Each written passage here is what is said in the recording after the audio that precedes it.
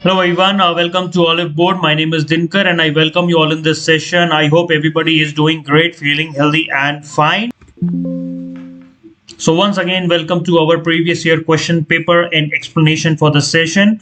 So we have recently started with a new series that we'll be discussing some of the previous year questions based on the previous year remembered questions, and based on that we will be giving you the questions and we'll be telling you the answers of that question and also we will be telling you about the explanation regarding that question. So this is a very new and a special type of series where along with the previous year question, explanation will be given to you, and the explanation will be given in such a way that if any questions coming from that topic, you will be able to answer at any cost.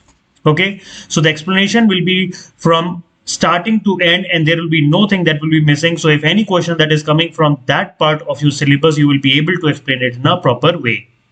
Okay, so with this note, let's start with our session right away. So first of all, the question will be on right now non-banking financial companies. Okay, so the credit is for the RBI website because we have taken some various contents from the RBI websites. So first we'll be discussing regarding the question and later we will be talking about the explanation. Okay, so NBFC. So the last question earlier, there was a para based question that has been coming. So para has been this. So read the paragraph first. So Reserve Bank has cancelled the certificate of registration of 5 NBFCs for violation of norms related to the outsourcing and fair practice code in their digital lending process.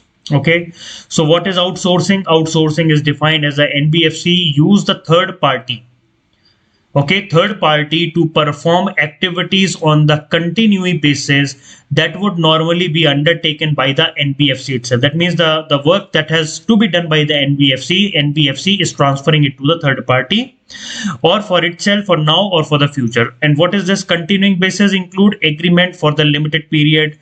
NBFC has been outsourcing various activities and hence exposed to various risks. So since NBFCs is outsourcing various related activities that NBFC has to do, but now they are outsourcing these activities, so there is a huge chance of risk that can be done over that area.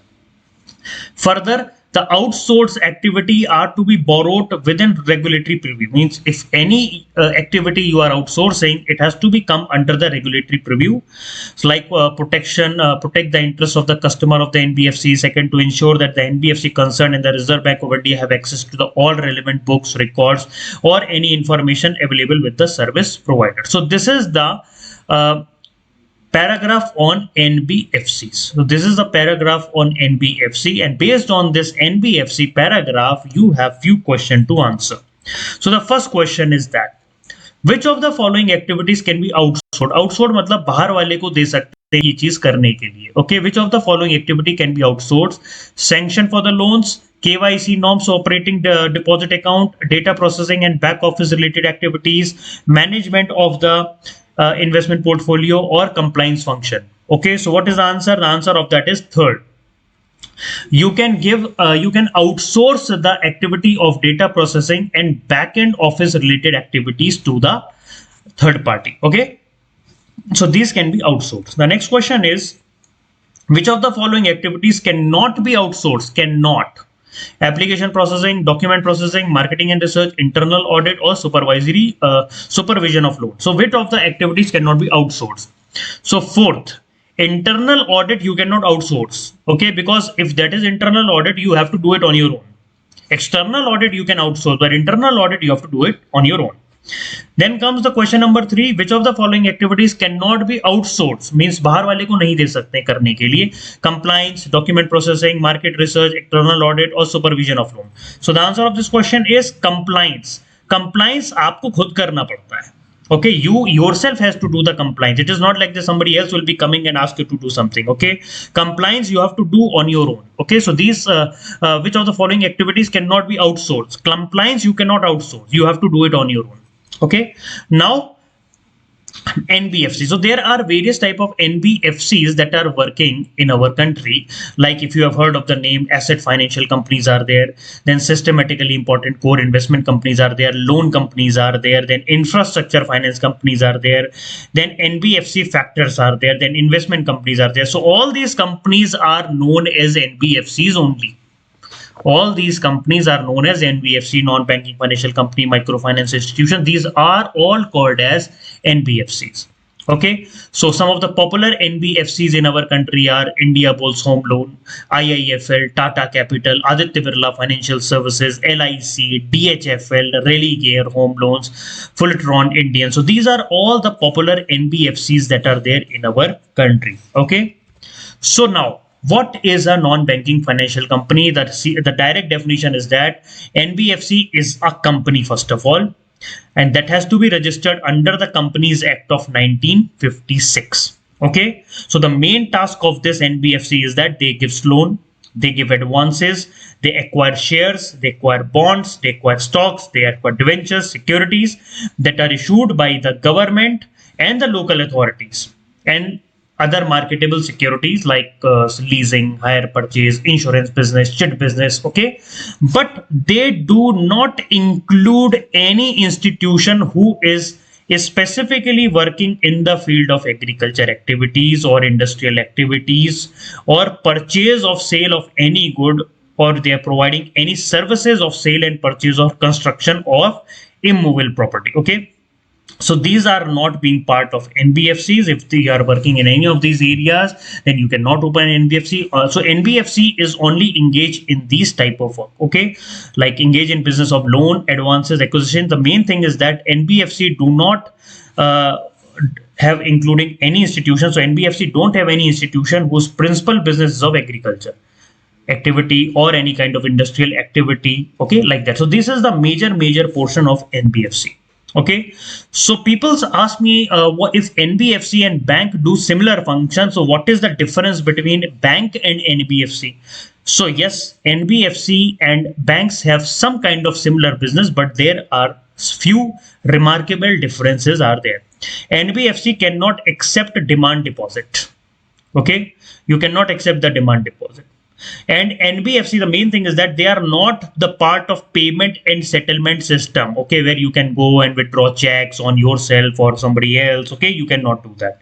Okay, even NBFC deposit insurance facility, deposit insurance and credit guarantee corporation is not available. Okay, for any bank account you have deposit insurance is there, but for any account that is there in the NBFC, you are not having any kind of insurance. Okay, that is not available. Okay, for all other banks, proper banks, you are having the deposit insurance facility. For the NBFC, you are not having deposit insurance facility. So these are some of the remarkable difference over here.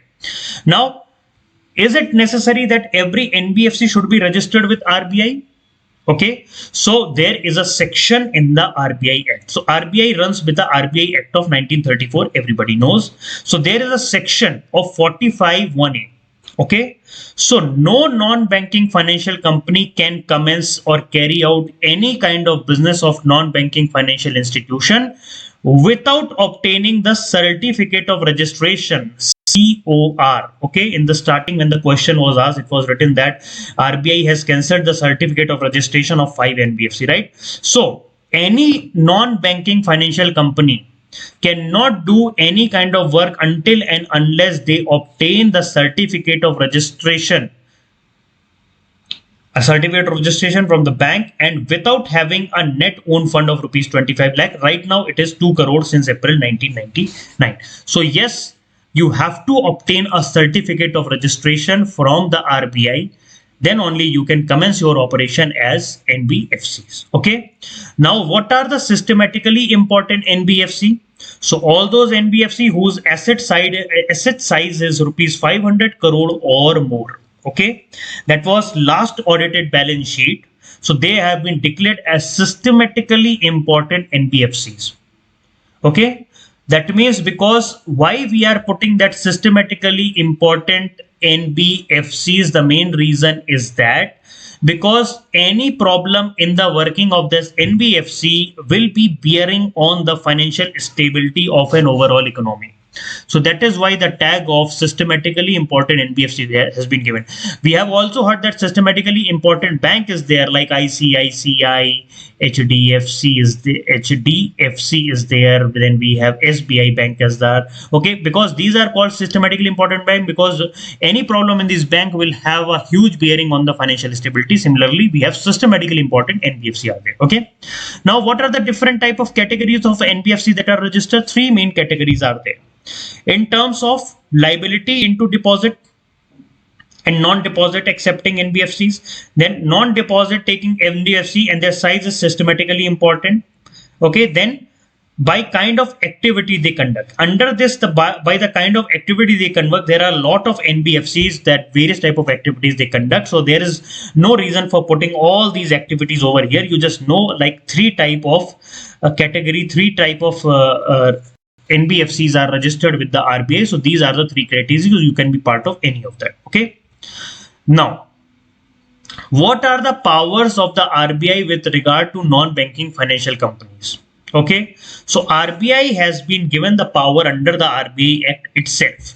Okay. RBI lays down the policy. RBI can issue the direction. RBI inspect, RBI regulate, RBI supervise and exercise overall supervision, surveillance over NBFCs, and that they meet 50-50 criteria of principal business. Okay, RBI can even penalize the NBFCs for any violation of the act of the RBI Act. Okay, so RBI, what can the RBI do? RBI can do the cancellation of certificate of registration, which we have already seen in my first question, that they have cancelled the certificate of registration for not following the rules prescribed by the RBI. Okay.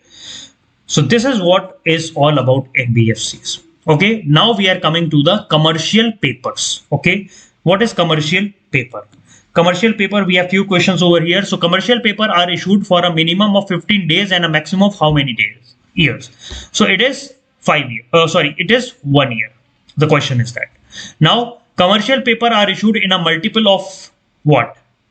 Commercial paper are issued in the multiple of 1 lakh, 2 lakh, 5 lakh, 10 lakhs or 15 lakhs. So answer is 5 lakhs. Okay. Then commercial paper are issued in India in which of the following form? मतलब किस form में commercial paper release किया जाता है? Participatory note, debit bills, promissory notes, equity bills or none of the above. So answer is 3. Promissory note के तौर पे उसको publish किया जाता है in the form of promissory note, promising something to payable to somebody. Okay. So what is commercial paper? We know commercial paper is an unsecured money market instrument. Okay, and it is issued in the form of a promissory note. Okay, promissory note in the last I will be telling you about that. So this concept of commercial paper started in 1990.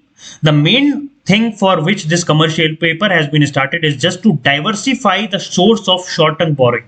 Means पहले बहुत सारे कम तरीके थे पैसे बोरो करने के, सो थोड़े थोड़े पैसे बोरो करने के नए तरीके निकाले गए एंड उसमें एक कमर्शियल पेपर भी है. Okay, so who can issue the commercial paper? Normally highly rated corporate borrowers, high rated. Okay, primary dealers, satellite dealers, all India financial institution people, they are only permitted to raise the resources from the money market.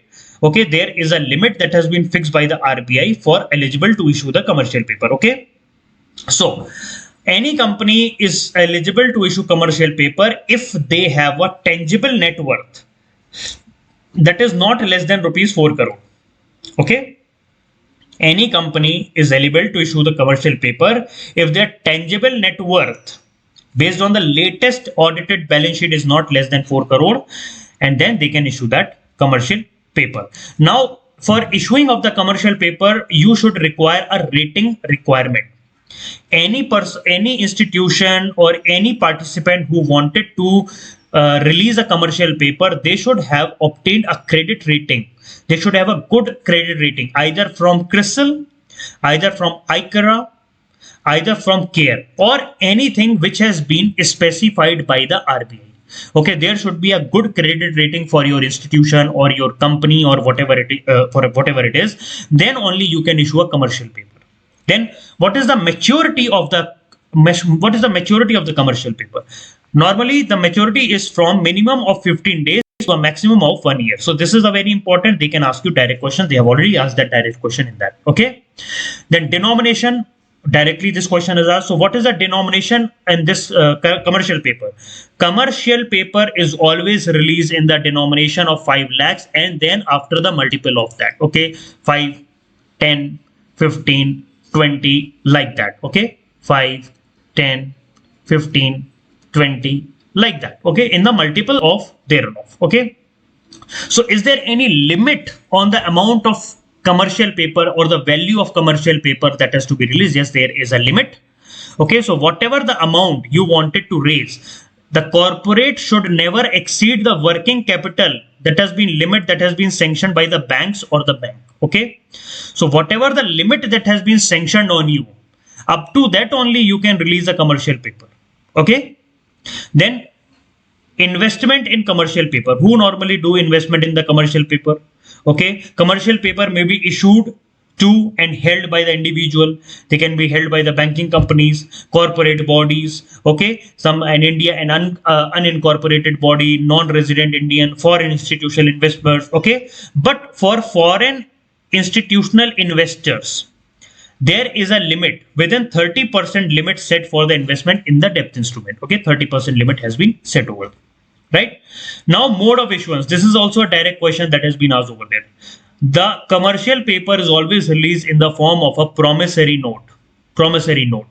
That means, or in a dematerialized form. So, what is the meaning of promissory note? It is like a instrument in a writing. Okay, in a writing where unconditional undertaking has been given. Okay, that has been signed by the maker that he or she will be paying certain amount of money to the certain person or to the bearer. Normally this bearer has been removed now. The bearer word has been removed right now because Reserve Bank of India says that promissory note payable to bearer is illegal right now. Okay, bearer means you can just like you are holding the promissory note, and if somebody snatch the promissory note from you and they have presented to somewhere, they will get the money. Okay, so the bearer concept has been illegal over there. Only you have to write who has issued that and to whom it is going to be. Okay, so the promissory note cannot be made payable to the bearer. So both the party name, issuing party name, and the person who is getting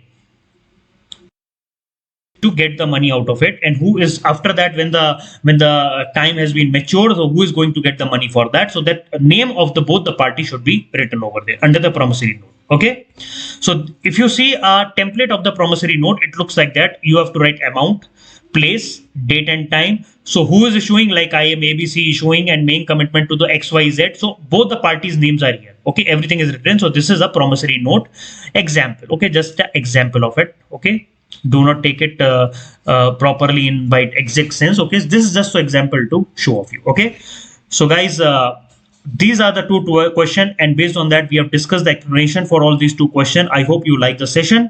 Please share this video with your friends and please ask them to join in good numbers, and I'll be seeing you with the next session on our management class. Okay, management question, we'll be discussing an explanation on that. Till then, never forget to like, subscribe and follow. Happy learning. Thank you so much. Bye bye.